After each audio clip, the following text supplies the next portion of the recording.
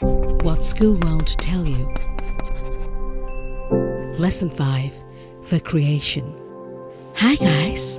Throughout our past episodes, we have reported on the Swiss man Billy Edward Albert Meier and his contacts with extraterrestrial humans from the Plejaren. Today we want to find out why the Plejaren actually visit us in the first place. Aside from multi-layered research the Plejaren conduct on Earth, their actual reason for visiting us is to help spread the teaching of the creation energy by Billy Meier, the teaching of the truth, teaching of creation energy, teaching of the life.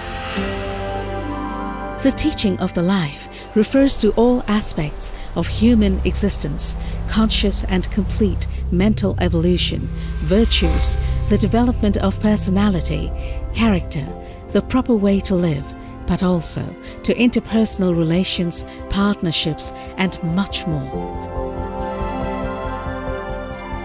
The teaching of creation energy, on the other hand, is focused on all creational natural laws in every way, as well as on the creational principles, which are recommendations to follow in order to live up to the laws of creation. The teaching of creation energy isn't new by any means. It is in fact as old as creation itself and has also been taught on Earth throughout the last 10,000 years, but mostly only in oral form. The few written records which existed over centuries and millennia have been viciously falsified, which led to sectarian religions and blood deeds, as well as to legendary mysteries which unfortunately survived to this day.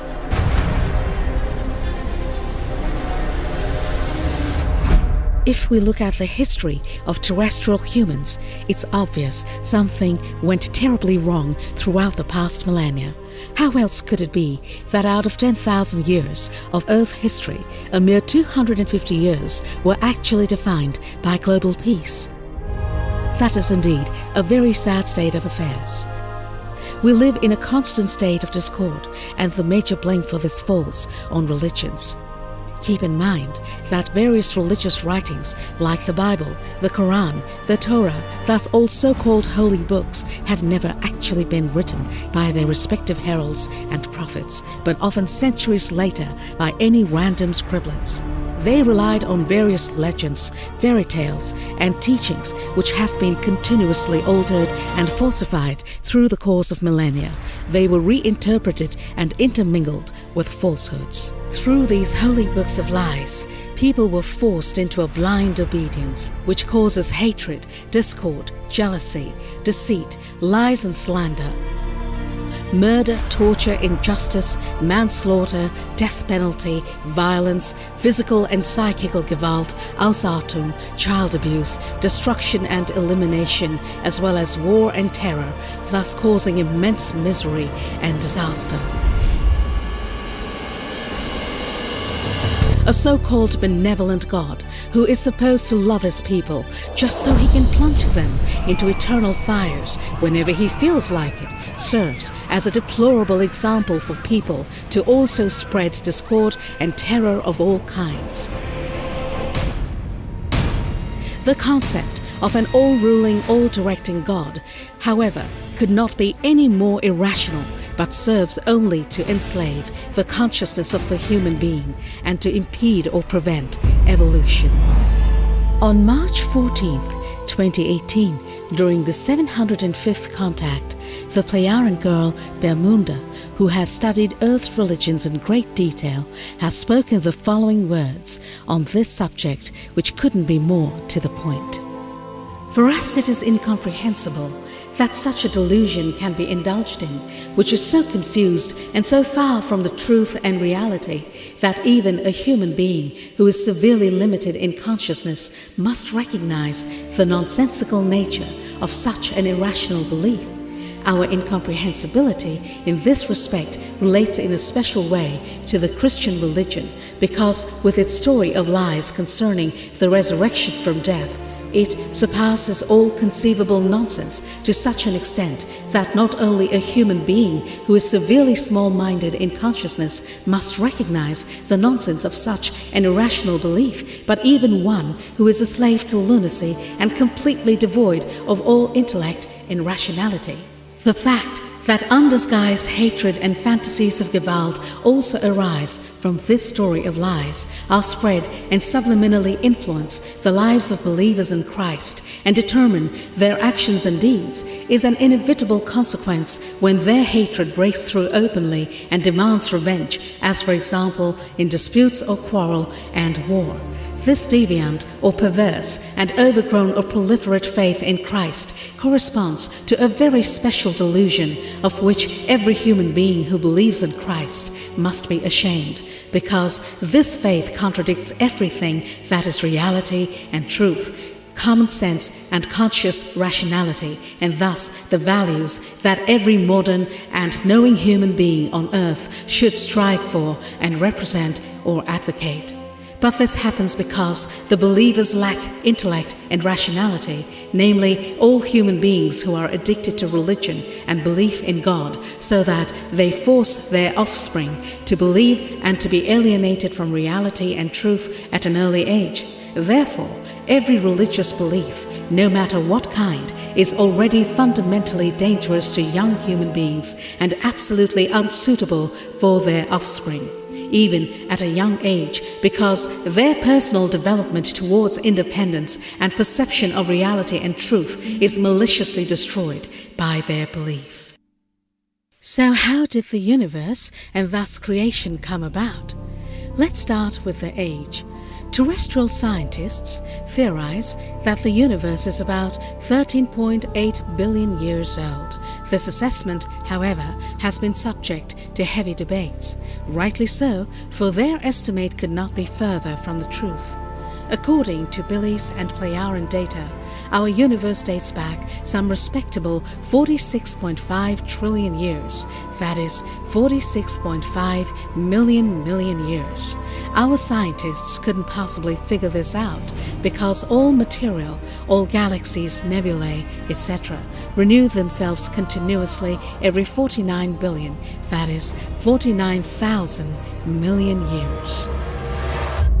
The universe has originated from the timelessness of the endless duration of the absolute nihilo, and through the endless energy of the nihilo, of the absolute nothing, an energy impulse has been created by which a tremendously strongly compressed mu, a most tiny mu iota, came about.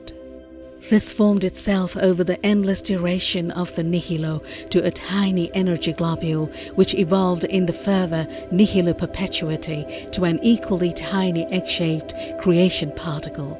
This energized in itself up to a most compressed, tremendous energy mass which eventually exploded due to its unimaginably high pressure and manifested itself as origin of the Sein Absolutum, that is, the Sein creation, as the very first Big Bang of all existence, of all endless permanent becoming, passing and becoming again.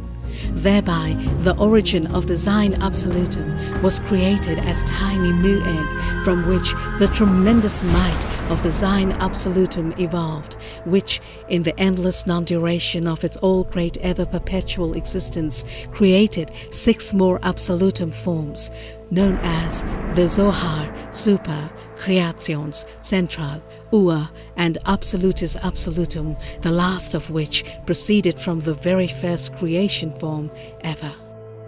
This initially developed as an inconspicuous mu, from which a mu iota developed, and subsequently a tiny energy globule, which energized in itself until it became a highly compressed, immense energy mass, which finally exploded due to its high pressure in a Big Bang and became the origin of the very first creation universe.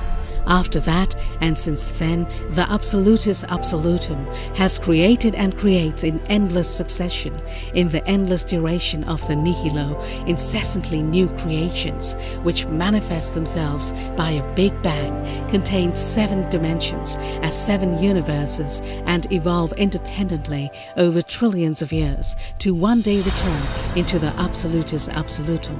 There they continue to evolve to one day, after having attained the highest form of evolution, cross into yet an even higher absolutum form, into the primal absolutum. This process, which takes so much time humans cannot possibly fathom, continues all the way to the Sein Absolutum, which, thanks to the highly energetic creations uniting into it, grows increasingly mightful in energy to exist in endless duration.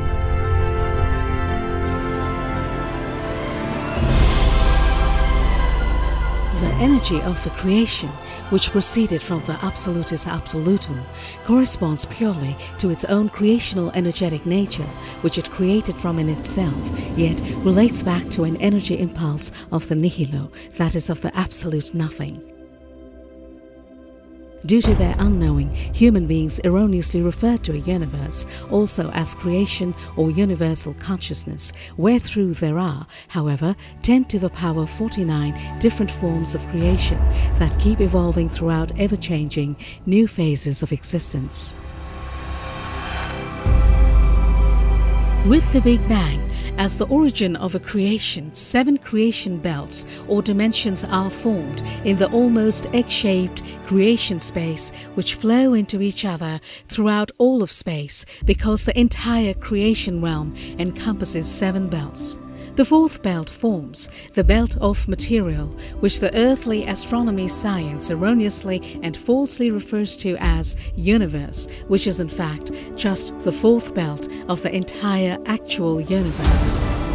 So that what is called visible material universe, in which the coarse material and therefore also gases, dust, celestial bodies and planets etc. are formed, and from which thus meteorites, suns, comets, nebulae and galaxies etc. emerge, whose condensations have created our Earth, is only a 7th part of the creation, that is, of the entire creation realm.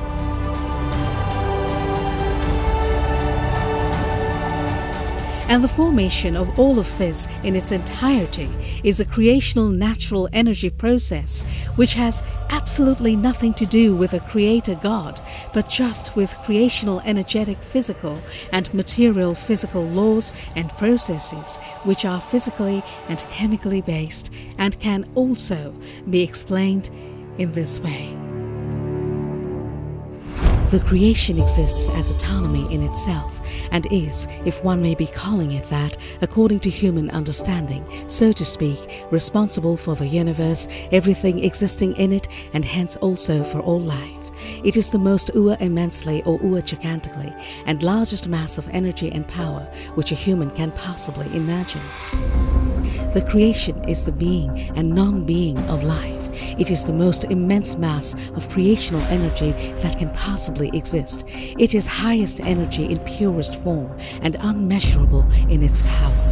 Even though the creation is the relatively absolutely developed human beings know or think they may know, it must relatively absolutely fulfill itself relentlessly and keep evolving. So the creation creates incessantly new tiny fullness of creational energy, which as particle of creational energy individually gives life to every life form, no matter what species. Now the particle of creational energy has to fulfill its mission by relentlessly providing life energy or life power to the life form it has been assigned to throughout countless rebirths, until this life form has advanced its evolution to such an extent that it has developed the highest possible energy it is able to ever attain. If it has reached this highest attainable evolutionary energetic aggregate state no sooner than after 40 million years, then the particle of creation energy transforms itself as by a human being's self-attained, evolutionized part into the total mass of creation energy. If this has happened after countless lives and many millions of years, then the part of creational energy unites one day with the creation itself. That is, with the entire creational energy, and again becomes inseparably one with it, where through the creation itself relatively absolutely fulfills itself further and becomes more and more enormous.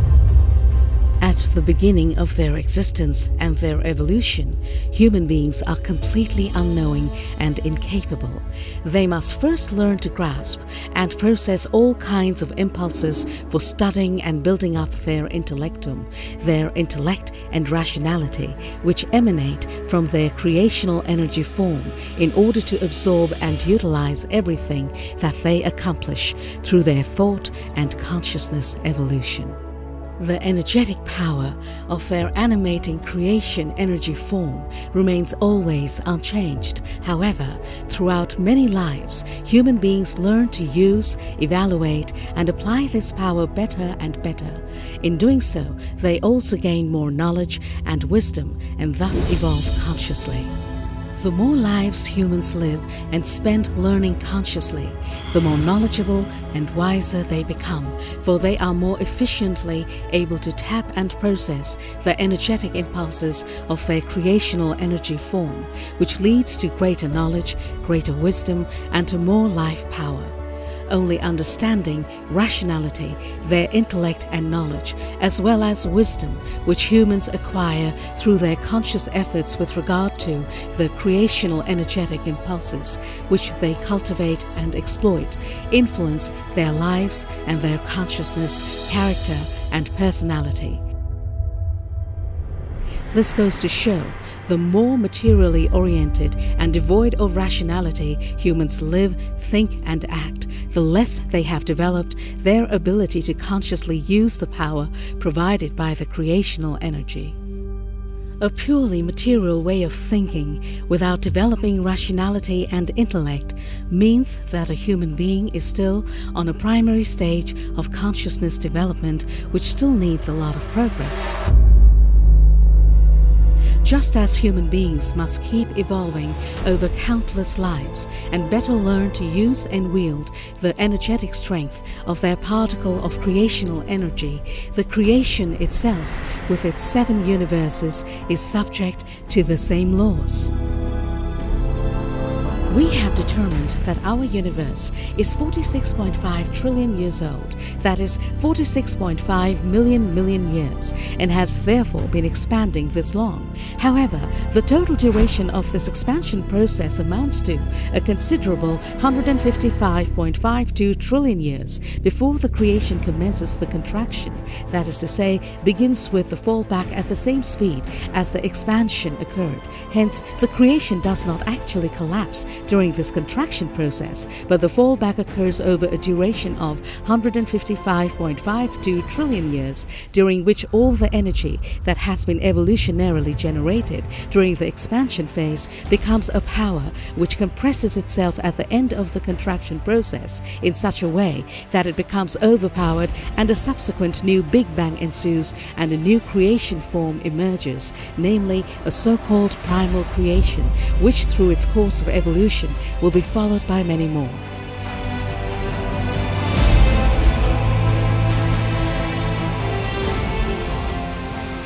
So the expansion, which has begun with the Big Bang and its subsequent contraction, lasts 311 trillion years. This time is known as the awake period of the creation, which is naturally followed by a slumber period. When the creation goes to sleep for the first time, it does so for the same duration as that of the first waking period, namely for 311 trillion years. That is 311 times 10 to the power of 12 years. The next awake period of the creation then lasts 7 times as long as the previous one, that is 2177.28 times 10 to the power 12 years, whereas the following slumber period likewise amounts to 2177.28 times 10 to the power 12 years. It goes on like that in sevenfold form, while the duration of the awake and slumber periods of the creation keeps increasing sevenfold. This first sequence of the 7 awake and slumber periods, which amounts to a total duration of 85,384,834.56 times 10 to the power 12 years, is referred to as the Ur All Primal First Creation, or just Lowest Creation. After the creation has evolved over this period of time, it develops into the primal creation, which again goes through 7 awake and slumber periods, whereby also their duration always increases sevenfold. After that, it evolves into the central creation, according to the same rules. This process repeats itself in further consequence 10 to the power 49 times, before the creation enters the Absolutus Absolutum. It is therefore quite apparent that the law of becoming and passing, of cause and effect, is given from the very beginning. We can observe this phenomenon everywhere in nature, be it the blossoming and passing away of plants, the perpetual rhythm of day and night, as well as the constant change between life and death.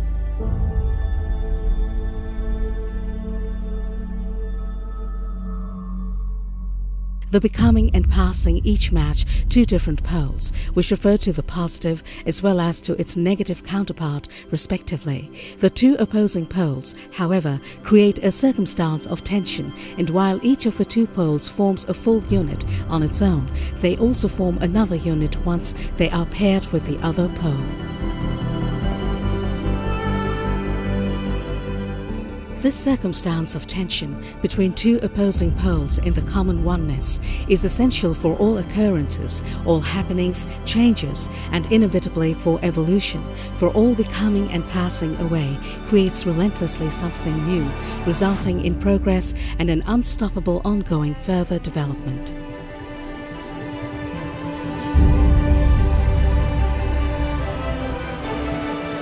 A permanent striving for evolution is a creation-given task and duty of any human being. Unfortunately, however, the God delusion belief prevailing on Earth prevents any real evolution of the consciousness, which is why a large part of humankind remains trapped in stagnation. Generally, the masses are deliberately kept on this level by religions and sects, as well as their constantly proclaimed God delusion belief, but also by authorities and governments on one hand, because they don't know any better themselves.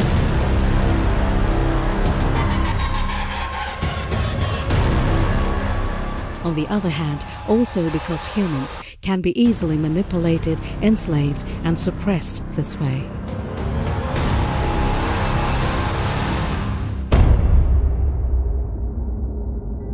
The majority of the people on Earth doesn't care about these things, remains oblivious, and goes about their lives as best they can. In general, parents raise their children to have a good sense of duty, and they wish for them to have a good education and a successful career later on. Of course, they understand that occasionally young people enjoy themselves at parties or other leisure activities, but nevertheless, parents are eager to motivate their children to graduate from school quickly and successfully.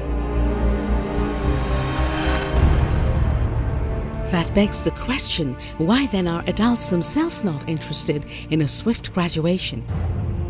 That is, in a quick, sound evolution, and finally in becoming one with the creation.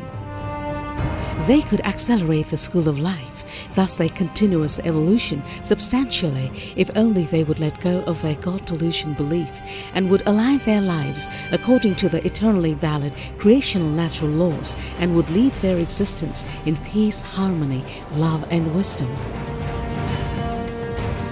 How sad is it to make the hoarding of material goods and the primitive dumb lust for might and dominion the sole purpose of one's life? None of these mundane things whatsoever provide lasting value and are therefore in no way conducive to the evolution of the consciousness of humans, because these are based in the fact that they recognize less and less the meaning of life and fail to become real human. One should always keep in mind, shrouds have no pockets. No matter how much wealth, might, land and other goods a person accumulates during his or her current incarnation, none of it will endure. Only the evolution of the consciousness, the increased development of one's own power of consciousness, as well as the growth and expansion of rationality, intellect, knowledge, wisdom, a respectable personality, a good intellectum, and a valuable character will always benefit a person in future lives.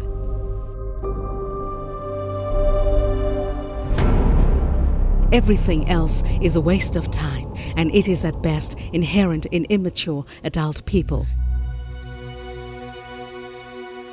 Children, as a rule, do not waste their time, but learn from their actions and their games various things and skills that will benefit them later in adult life. The Plejaren have realized this a very, very long time ago and placed their existence into the service of the evolution and thus the creation. Does it come as a surprise then that they do not seek contact with immature, still very low evolved life forms like the Earth human beings? We should be grateful to them and Billy for bringing us the teaching of truth, teaching of creation energy, teaching of life, for the effort and the amount of work that both Billy and the Plejaren put into this is so much more than most people can even begin to imagine. Find more information on the creation and creational energy in Billy's many books, writings and figure publications. Subscribe to our channel for more interesting topics and hit the bell if you want to know about our latest publications. Well then, see you in our next episode when we will reveal lots of interesting facts again, what school won't tell you.